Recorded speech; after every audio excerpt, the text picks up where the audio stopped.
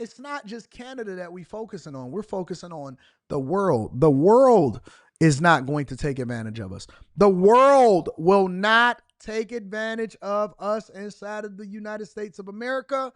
And overnight, Trump decided to impose tariffs on Europe for steel and aluminum products.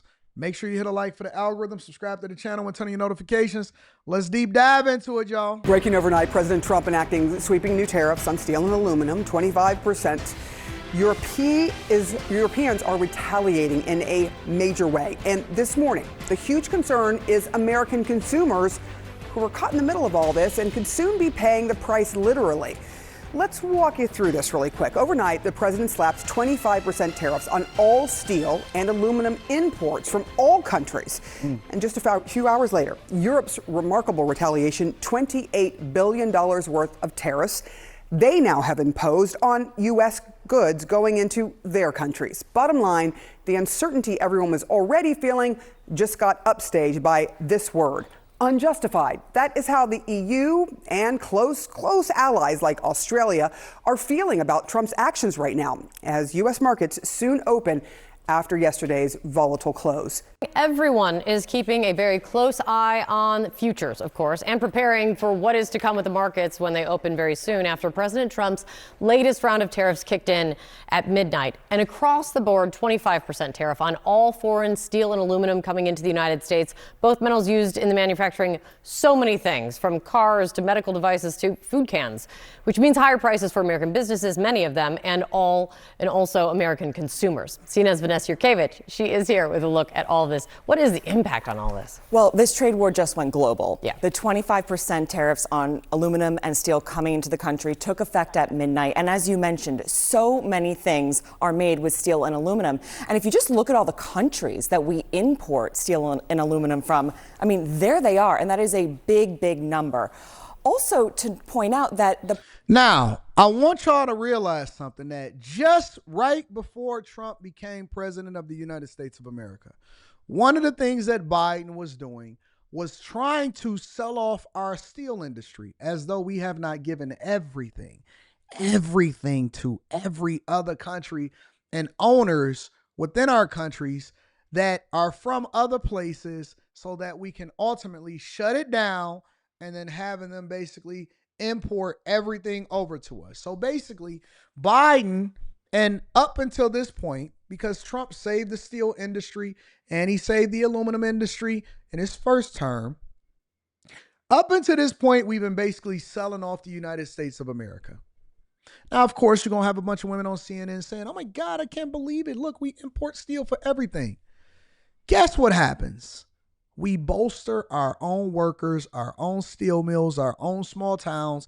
We bolster what's happening in Pittsburgh. We save the industries in Gary, Indiana. We save the industries in Dearborn, Michigan. We save the Midwest. We save what's happening down there in Baltimore. We save what's happening over there at the docks and the ports over on the West Coast. We now can focus on what's best inside of the United. If you want to ship cheaper products over here than we can make for ourselves, that is problematic.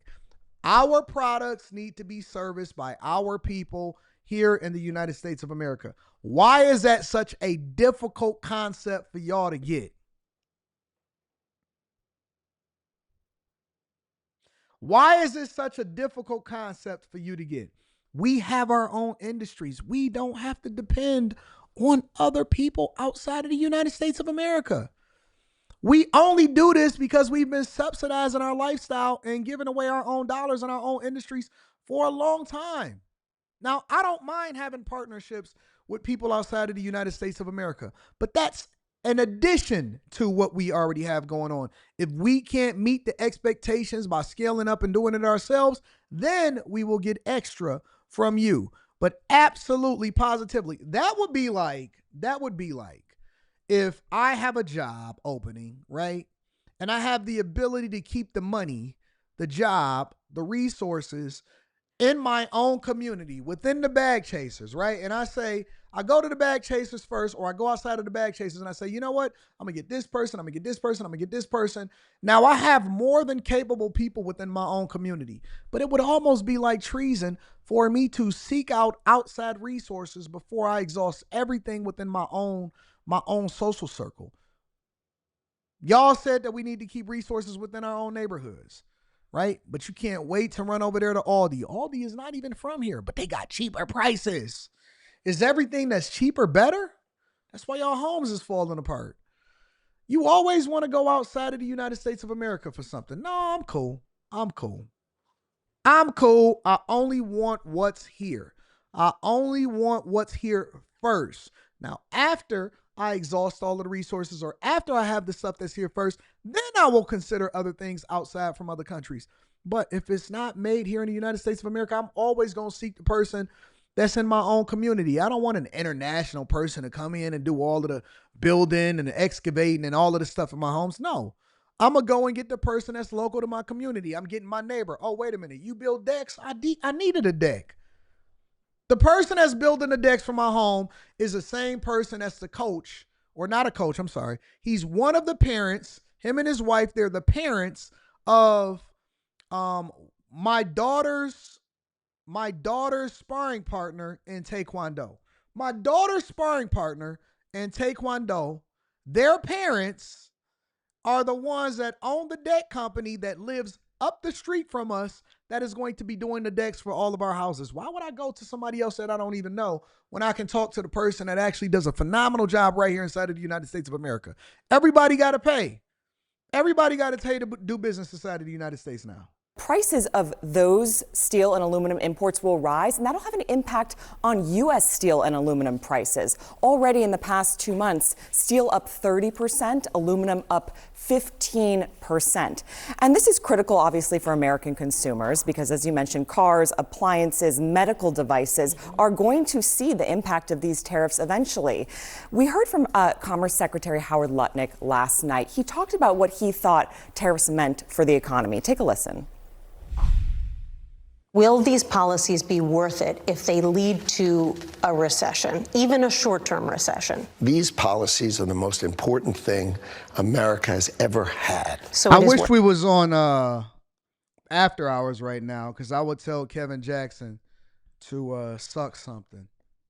But I'm not going to do that because we on a family show. So Kevin Jackson, you get a reprieve today. It is worth it. I don't think the only reason there could possibly be a recession is because of the Biden nonsense that we had to live with. Now, Goldman Sachs just upped their forecast on a recession to 20% from 15%. The odds are still relatively low, according to them, but people are talking about this, what this means for the overall economy. Futures this morning slightly up. They could just be waiting to see what happens Trini Life, today. you a got little it. bit of a recovery. Yesterday, I think futures were up Exactly. too, right? I was going to say, in the morning they were up, and that obviously changed throughout the day. And if we have it here, it's just interesting to see what the markets have done in the first term and the second term with Trump. We may not have that, but essentially, markets were up. Okay.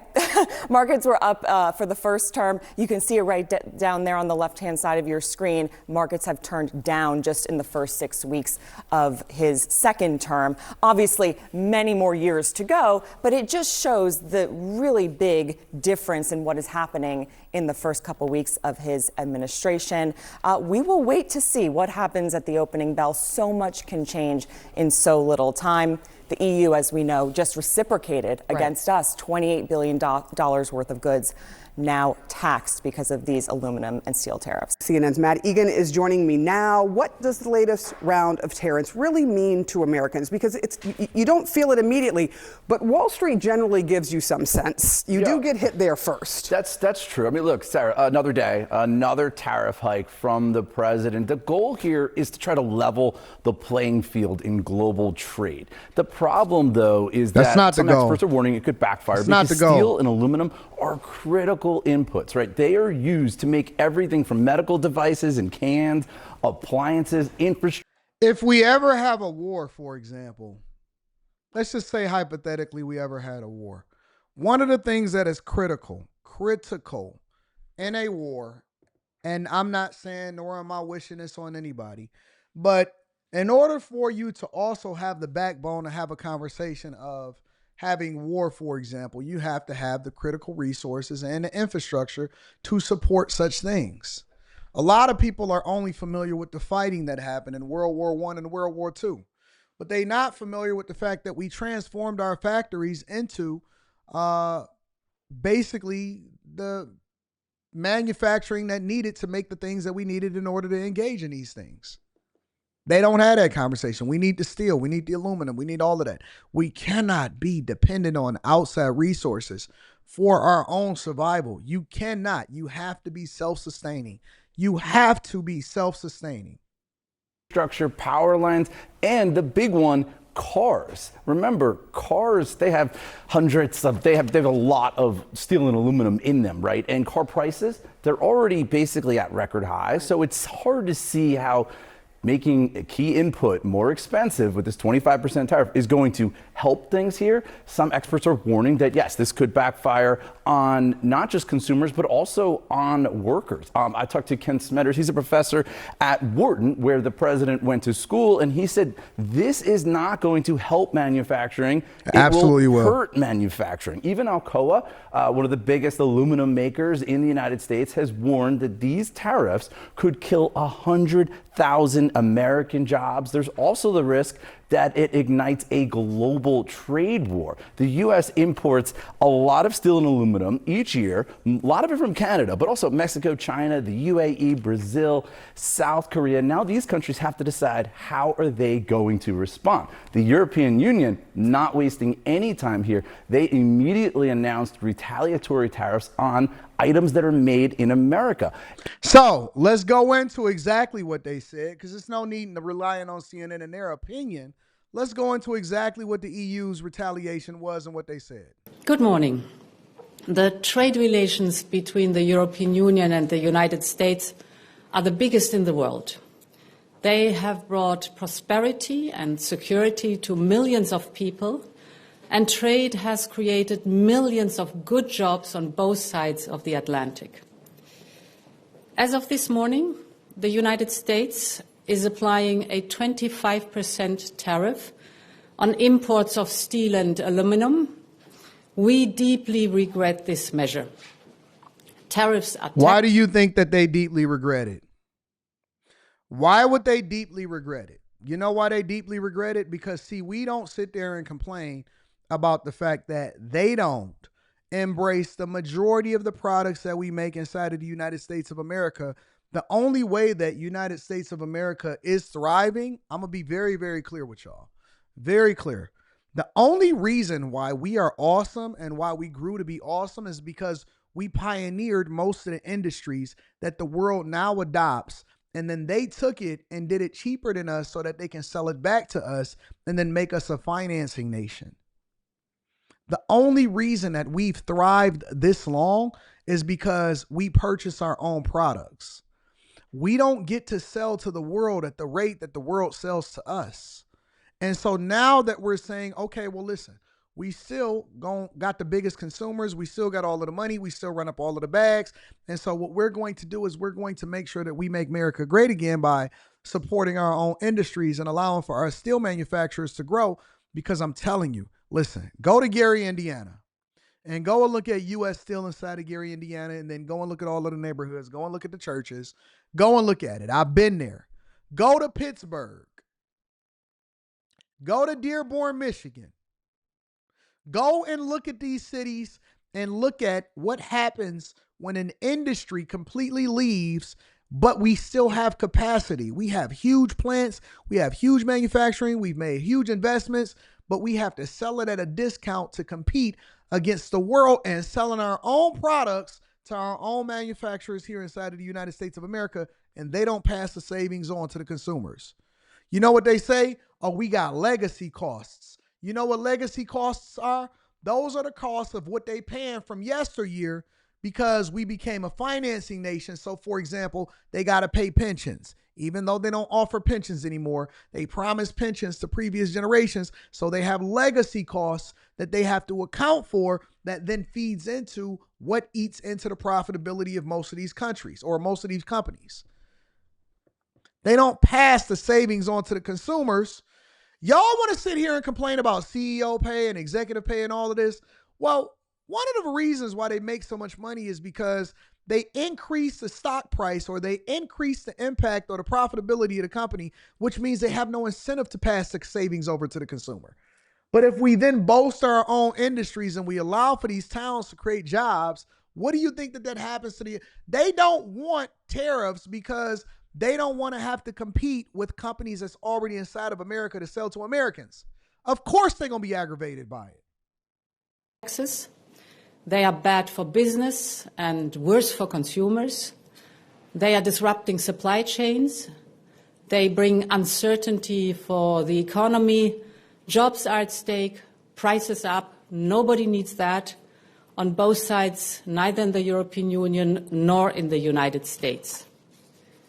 The European Union must act to protect consumers and business.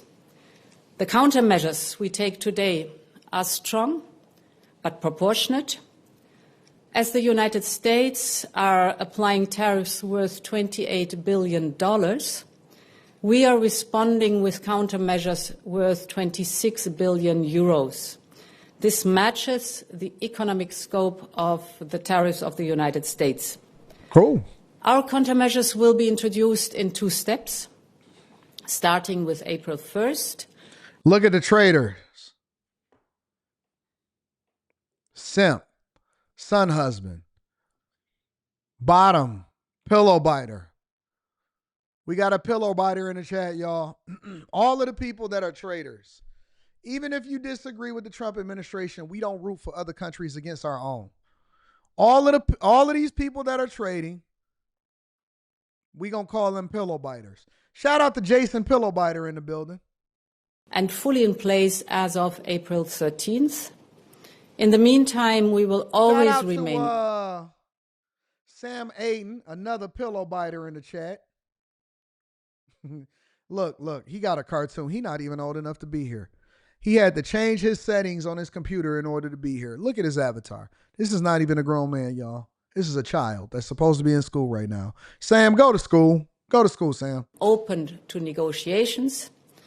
We firmly believe that in a world fraught with geoeconomic and political uncertainties, it is not in our common interest to burden our economies with such tariffs.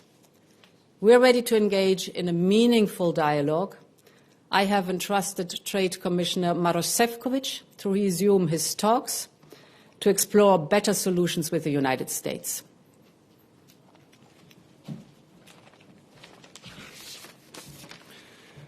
Thank you very much, Madam President. Let me also start by echoing the sentiment of deep regret. They got a female president over there that looked like Hillary Clinton, a skinny Hillary Clinton. Yeah, tariffs. Today's tariffs from the United States take us in a wrong direction. Imagine us saying that. Imagine us saying Madam President Kamala Harris, Madam President Hillary Clinton. Oh, man, we almost fumbled. We almost made a huge mistakes. Madam President, no, dog. Tariff. Direction, and the reason is manifold. The EU-US trade partnership is well-balanced and highly profitable for both sides. It's the biggest trade relationship in the world. On steel and aluminium particularly, we share some of the challenges, for instance, global overcapacities driven by non-market practices. And the EU here is clearly part of the solution, not the problem. Last month, during my visit to Washington to raise these points, it was indeed clear that the EU is not the problem, making today's measures even more unjustified. I argue to avoid the unnecessary burden of measures and countermeasures. But you need a partner for that. You need both hands to clap. The U.S. administration has opted to pursue a harmful course Lisa, of that's what they are. They're unjustified pillow tariffs, biters. leaving us with no choice but They pillow biters. I got some other names, but I don't want to go that far because again, I know that this is a family program. But shout out to all of the traders here in the United States of America that's saying, "Go Canada, go Ukraine." These are pillow biters. gut getters. You know what a gut getter is? Oh, to respond, and that's exactly what we are doing. First, as of April, we'll automatically reinstate our current and this is Europe. This is not Canada. Canada is going to meet with Trump, and they made their concessions already. This is Europe specifically. All right. Rebalancing measures from 2018 and 2020, effectively targeting 4.5 billion euros worth of U.S. goods exported to us. And second, the Commission is taking decisive steps towards the package of additional countermeasures applying to 18 billion euros of U.S. exports to the EU. Over the next 2 weeks, we will consult with the key stakeholders to help us shape this new package. The objective is to counterbalance the increased trade value affected by the U.S. tariffs while minimizing the impact on European businesses and consumers. So, yes, worldwide, we not just targeting one country or another. Worldwide, we are implementing tariffs on the steel and aluminum that is imported inside of the United States of America or exported from other countries. And we are going to continue to bolster the industries that is supported here in the United States of America.